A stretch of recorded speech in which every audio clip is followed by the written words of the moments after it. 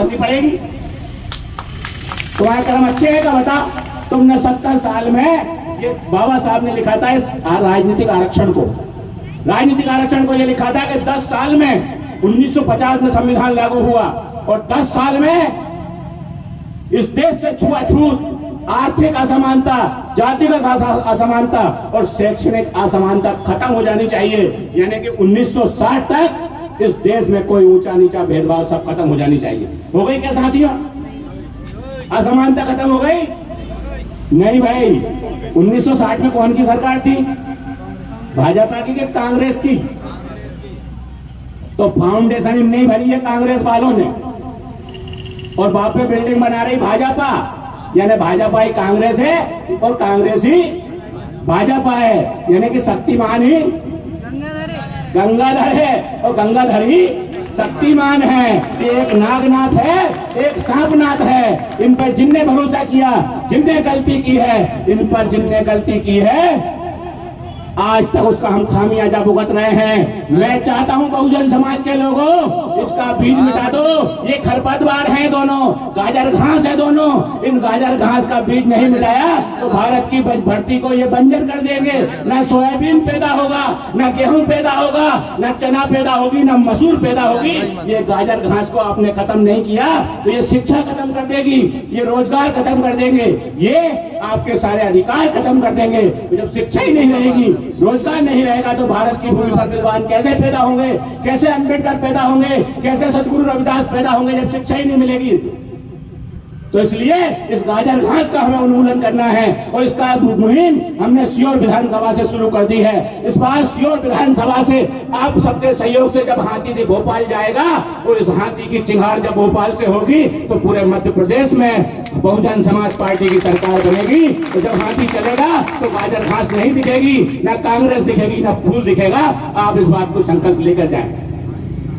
मैं कहना चाहता हूं इतना, कीमती समय फसल कट रही है, सोयाबीन के मारे पूरे किसान टेंशन में हैं। इसके बाद भी सैकड़ों की संख्या में आप लोग यहाँ बैठे हैं। ये आप लोगों की समाज के प्रति पीड़ा, दर्द और आपका जो प्रेम है और आपकी जागरूकता इस बात का सबूत है। तो मैं आपसे बस यही कहूंगा कि आप लोग इस बात को जन जन तक पहुंचाएं, लोगों तक पहुंचाएं और लोगों से कहें कि इस बार सीहोर विधानसभा से पंजा और फूल को कुचलकर हाथी भोपाल जाएगा।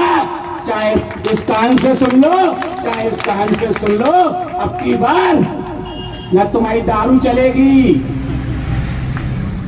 ना तुम्हारा पैसा चलेगा और ना तुम्हारे कोई ढोंगो ढसूरले चलेंगे। बहुजन समाज को हमने पिछले 5 वर्षों में जगाने का काम किया है। युवा भी जाग गया है, हमारी बहनें भी जाग गई हैं और हमारे समाज के बुजुर्ग भी जाग गए हैं। भरोसा नहीं हो तो मंच पर नजर मार के देख लो। लोग सोच रहे हैं कि बुजुर्ग हमारे साथ आ जाएगा। अब हमारे बाबा उन्हें भी सब समझ में आ गई कि कांग्रेस और बीजेपी दोनों एक ही हैं और अब इससे हमारा पूरा समाज, वंचित समाज पूरा पीछा छुड़ाना चाहता है और पीछा छुड़ाने के लिए उसे विकल्प की आवश्यकता थी और बहुजन समाज पार्टी सीहोर विधानसभा में विकल्प बन चुकी है। अब तो बस जुलूस की तैयारी करो। नींद हराम है। एक भैया कहने लगे, एक नेताजी के बारे में किस्सा सुना दो। एक भैया कहने लगे कि एक नेताजी के पास गया तो कहने लगे, यार कल मेरे को रात में सपना आ रहा था, मैं उठ के बैठ रहा था। तो मैंने कहा कौन नेताजी? इसके नाम मत पूछो यार, नाम बताएंगे तो अच्छा नहीं लगेगा। तो हमने कहा नेताजी नाम नहीं बता दो, किससे ही सुना दो। तो किस्सा सुनाने लगे। एक नेताजी है, वो रात में उठ के बैठते हैं और कहते हैं कमलेश दोहरे, हाथी वाला कमलेश दोहरे, ऐसी कहते हैं वो रात में। 5-10 दिन हो गए, 5-10 दिन से ऐसी कह रहा था। उनकी पत्नी पूछने लगी कि जो कमलेश दोहरे कौन है? करे एक है जय भीम वाला। माने सीहोर विधानसभा में पूरी एक तरह से 5 लगा दे।